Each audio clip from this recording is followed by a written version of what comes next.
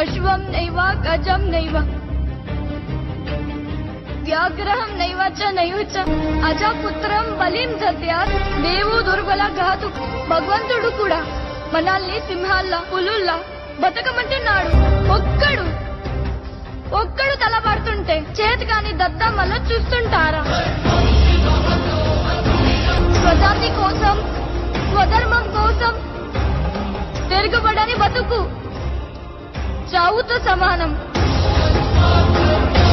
ధర్మం అంటే భజన చేయడం కాదు. ధర్మం అంటే నిలబడ్డాం.